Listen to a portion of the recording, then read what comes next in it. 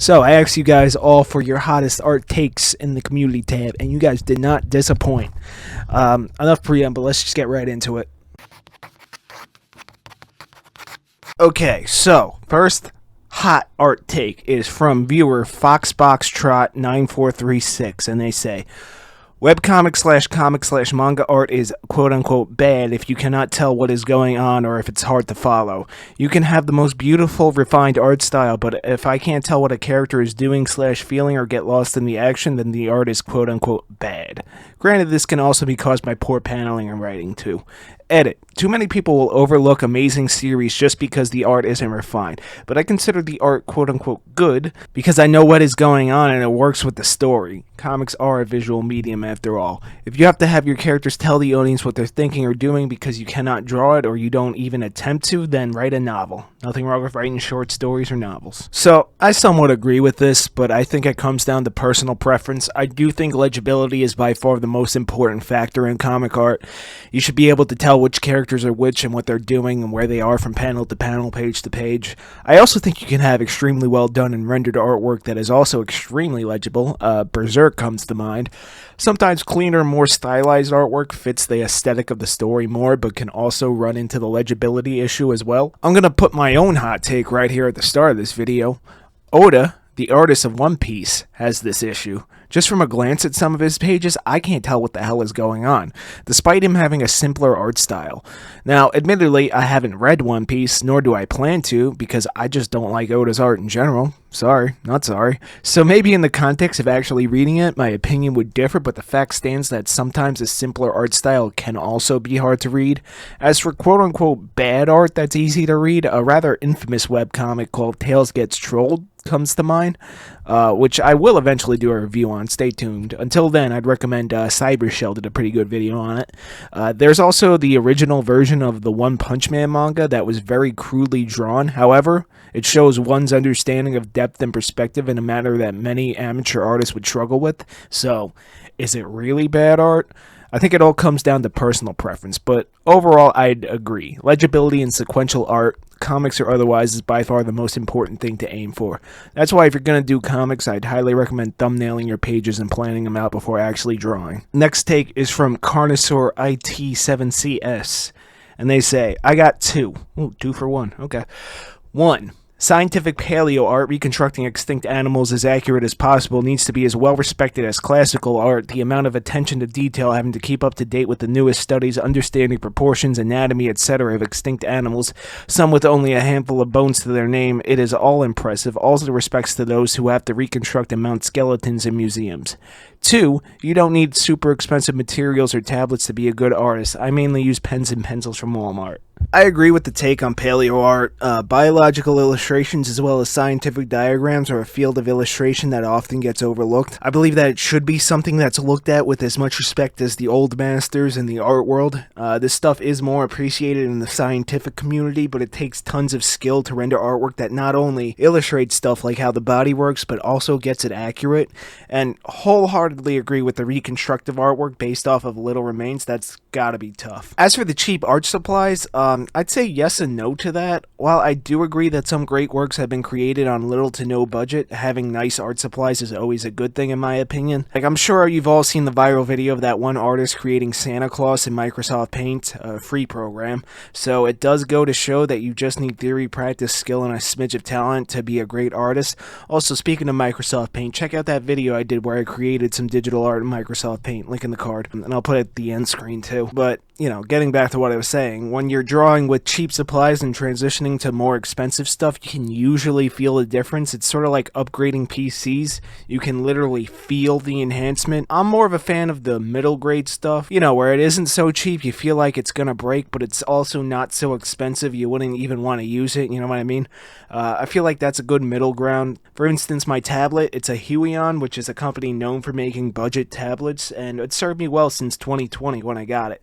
I do kind of want to upgrade to a bigger tablet at some point, but I can still use my current one just fine. So, yeah, cheap supplies can work, but more expensive supplies can be nice as well. Alright, next one is from Nebula Bunny. You might remember them from the art roasting video that I did previously. Check it out, link in the card.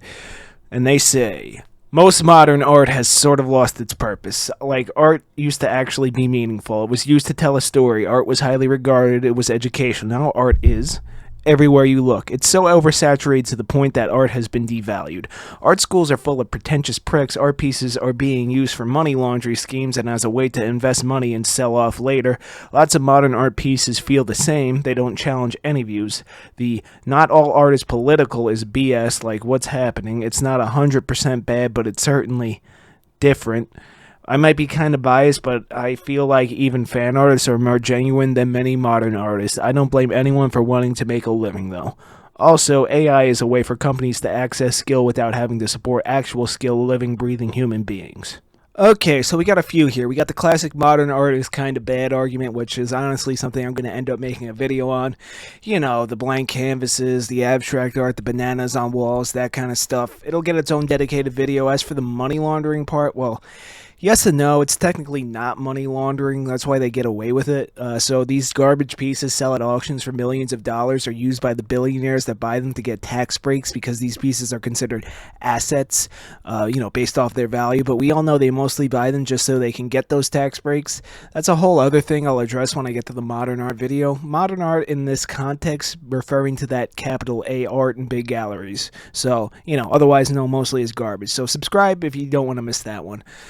As for the argument that all art is in fact political, that is something I will also address in the modern art video, but for now I will just say that I wholeheartedly disagree with that sentiment. See, someone like Thomas Kincaid just painted cozy cottages and pleasant scenes, and people hated him for it for some reason. Solar Sands has a pretty good video on it if you want to learn more about that, but I don't really think he had any political intentions. I think he just wanted to paint some pretty pictures. Bob Ross just wanted to share the joy of painting. Are Bob Ross's paintings political? I think not. When he said beat the devil out of it, did he actually try to push Christian conservative values? I don't think so. You know what I mean? A more modern example, like the cool S, what does this mean politically? Does it illustrate the horrors of corporate greed or something? Nah, it just looks cool. You know what I mean? Come on, dude. Not all art is political, in my opinion. As for AI, I also have one final AI video in the planning stages. It'll probably be out in December, maybe even January. That's going to be a big one. Anyway, sorry for not really giving my own take on these, since my thoughts will be expanded in dedicated videos for actually each of these takes. So, yeah, sorry about that, but thank you for sharing. Alright, next take from viewer Live2Art. And they say, I find both Banksy and Posca pens overrated. Lol. And there's a reply that says, Banksy is a Fed. His art is propaganda. I love how this one guy said that he's a Fed. Okay, so, yeah, I agree with the Banksy take. His art's... it's alright. I do appreciate the massive troll he did at that art auction. That was hilarious. And what that one person said about him being a Fed, well, tinfoil hats on. So take this with a grain of salt. Form your own opinions. Do your own research, but here's my take on that. Banksy's political artwork seems to be more left-leaning, and if you are to read into conspiracies, some argue that the FBI are essentially the secret police of the Democrat Party, which I think is absurd personally, since I don't really believe in political parties. I think we're just ruled over by a bunch of evil, rich nonces. And yes, I have to say nonce, because YouTube doesn't like the P word, but, I can censor myself in British. So, is Banksy a Fed? I don't think so. Just a wanker, as his native Britain would call him. As for Posca pens, they're pretty good. I did a video a while back on some pens by a company called Gravy that were just as good, if not better. So check that video out if you want thoughts on an alternative supply, if you're looking for paint pens. But yeah, they are kind of hyped up, sort of like Copic markers. I'd recommend Ohuhu's over Copics if you want to save some money. So I guess that ties back into what I was saying about the cheap supplies take. But thank you for sending it in. Alright, on to the next one. Next one is from viewer Springlock Kitty, and they say, if you are making art for the sole purpose of gaining attention and popularity with your entire profile consisting of commissions, promotions, complaining about artist struggles, and promoting a sense of entitlement as a, quote, small, disabled POC yada yada artist, you are not an artist.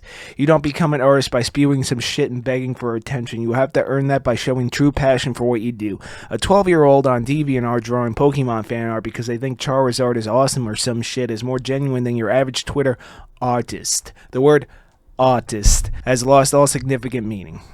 Alright, wow. That's a hell of a take. Yeah, so I agree with this take. Honestly, the only thing I disagree with is discouraging artists from wanting to be popular. Every artist wants to be popular. That's just how it is. Unfortunately, trying to make a living as an artist is a dream that many creators have and can only achieve by competing in this popularity contest. So, does that mean that less popular artists make inferior work? No, of course not. But sometimes if you really do want to make it, you gotta put on a suit and tie and kiss some ass. Might seem a bit disingenuous, but sometimes it's the only way. And eventually, one day, you might be able to do what you really want to do. Like me. You know what I really want to do, aside from this whole YouTube thing? I would love to start a publishing company that specializes in printing indie, creator-owned comics.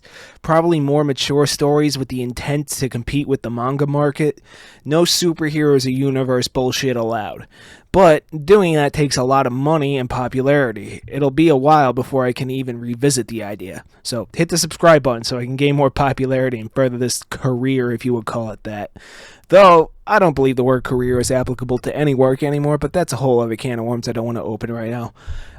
As for can of worms, for the part about the, I guess you could say, woke, I hate that word, quote-unquote woke word salad that some of these Twitter artists say.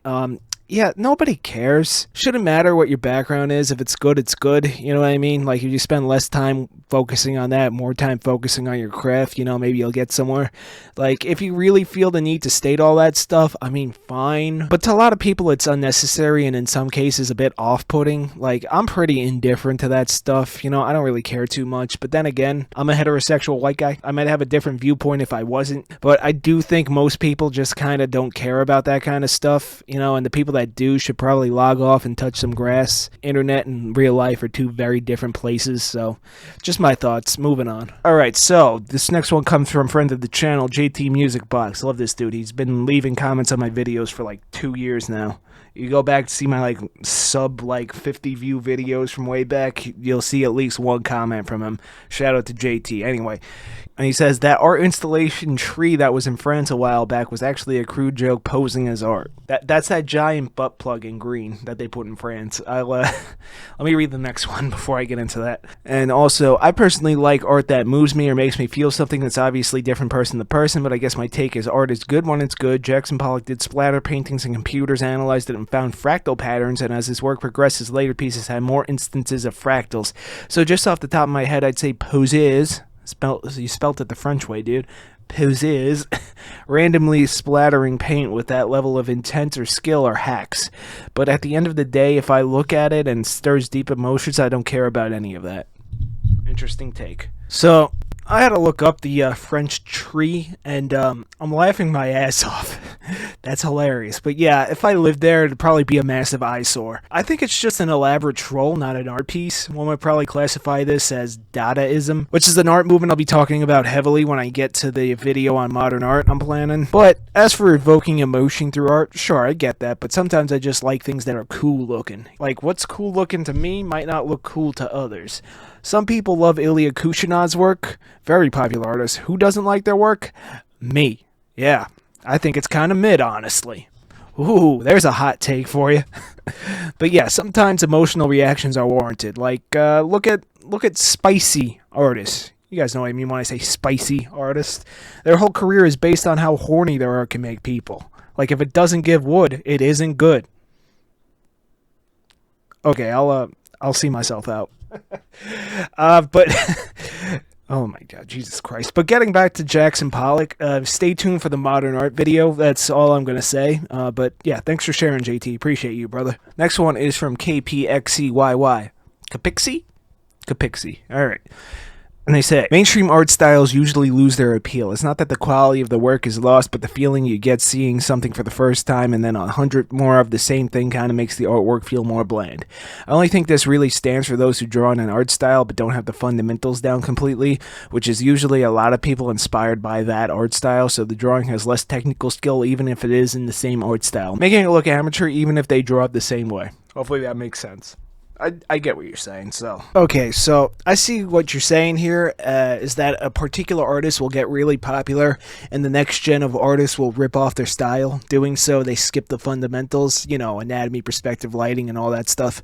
Then they just become a clone, and all these clones pop up and devalue the original artist's work. I think Sam Does Arts is a pretty good example. And before I start, let me just say I like Sam. Okay, he's a chill dude, and I'm glad he got so many people to start pursuing art. All right, he did a lot for the art world, in his few years where he rose up to prominence. So I do like Sam, but when he did his art roasting videos, his guidance wasn't that good in my opinion, as he would alter these pieces to fit his style, and that may have influenced his legion of clones, or as he calls them, art babies. Yeah, art babies. Little sussy there, bro. Little sussy baka. Anyway, I get where you're coming from. Like before Sam Does Arts, everybody was ripping off Loish. Then everyone drew like Loish, and then sort of devalued her artwork. I said it before and I'll say it again. You can have a favorite artist, but you should study and look at multiple artists and pick up things here and there. Like, oh, I like how this artist uses cross-hatching. Or like, oh, I like this artist's lighting techniques. Just sort of amalgamate these pieces of your influence to create your own style and, of course, practice the fundamentals. Yeah, a better word than mainstream art style for this take would probably be clones of popular artists. So that's why I always try to put my own spin on things. I don't know if I really have a style yet, but I try. But yeah, thank you for sharing. Next take is from QB the Awesome. QB here says, CalArts isn't that bad most of the time. People just love complaining. Okay, so yeah, I kind of agree with this one. People just want to hate.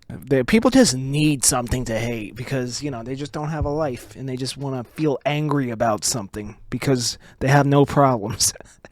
But yeah, I think it was The Amazing World of Gumball that kind of fell under the quote-unquote CalArts style, but had a really unique look to it, so not all CalArts are built the same. And while I don't have that much familiarity with Steven Universe, the art style and show seem to resonate with a lot of people and encourage them to start making art of their own, which I think is always a good thing. Coincidentally, as I stated in the last iceberg tier, the creator of Steven Universe, the patient zero of CalArts style, if you will, Rebecca Sugar, did not attend CalArts, so that's an extra layer of irony. But yeah, I think it's alright. Not my favorite. Very Tumblr-esque. Actually, kind of looks like the original Scott Pilgrim comic if we were to go further back than Steven Universe. So yeah, CalArts is alright.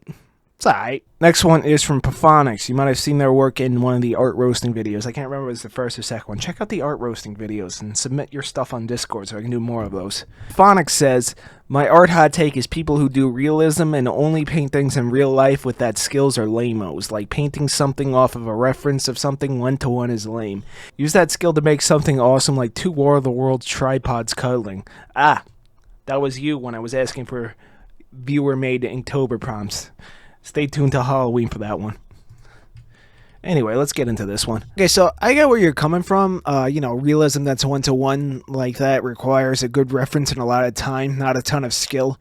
But realism is a perfectly fine art style in my opinion. Like, I do understand the concept of it being a bit more on the boring side, but there are some artists that take realism to imaginative places, like you said.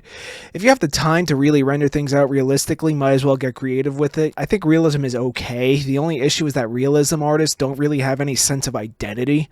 For example, when that Joker movie came out, the first and only one, there were never any sequels made ever. It was a one and done thing, right? I saw my timeline flooded with realism portraits of the Joker, and while technically well executed, they all could have been done by the same artist for all I know. So I do think the lack of identity is what I really take issue with when it comes to realism, but some people like it, and I think that's fine. Realism's sort of like okay to me, sort of mid. Alright, next one is from user UQ7FP3BP4U. Like, dude, come up with a better name than that. Come on. Did you have like a catwalk across the keyboard to come up with your name? Anyway, user UQ here says, my hot take is that John is a better artist than Andy Warhol. Dude, Chris Chan is a better artist than Andy Warhol. Anyway, I hope you guys enjoyed this video. Like, comment, subscribe, all that good stuff. Anyway, if you got any more hot art takes that you want me to read in a future video, maybe I could do like a series here. Leave them in the comments, or, debate my views on some of these opinions here, if you want, respectfully. And yeah, I'll see you guys in the last week of October for the Spooky Season Spectacular. What am I doing for the Spooky Season Spectacular? You have to wait and find out. But until then, I just want to say thank you very much for watching this video.